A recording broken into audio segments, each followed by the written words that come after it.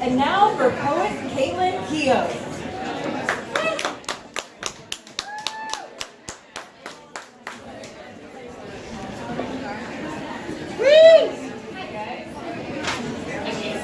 I'm going to try and adjust this a little bit. So I feel really blessed to be here today because I enjoy writing quite a bit, but this is my first opportunity to share something I've written in front of a live audience. So thank you for your support. My name is Caitlin, and this is a bird named Panic. I have a bird who lives in my chest. And usually, she sleeps. I have a bird who lives in my chest, and she startles easily. And when she does, she flutters. And sometimes she calms down quickly, but other times, she panics. She gets claustrophobic.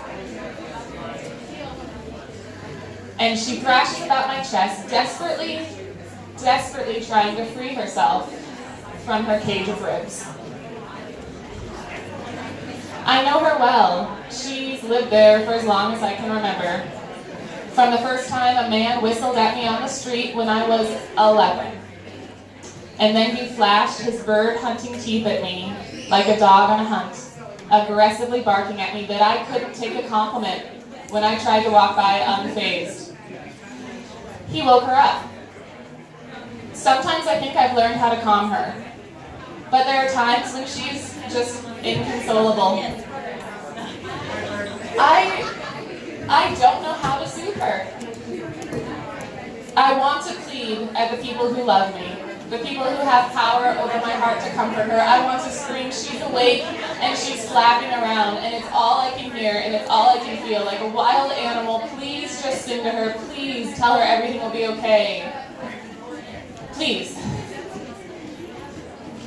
But I know that most people are afraid of birds.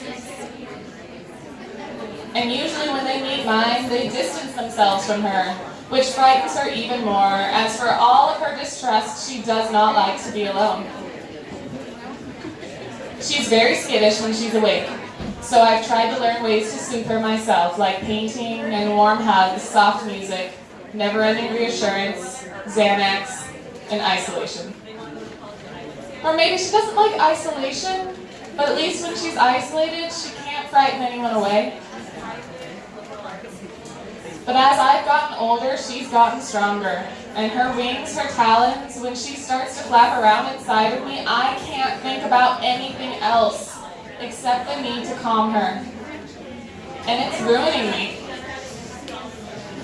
I fear one day she will succeed, and my ribcage will give way, and she will burst out.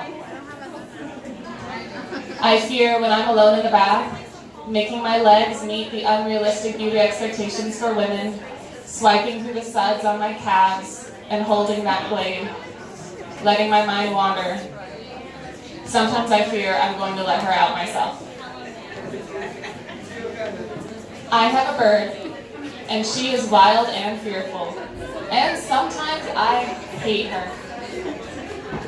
She prevents me from feeling brave. But her warnings sometimes keep me safe. And I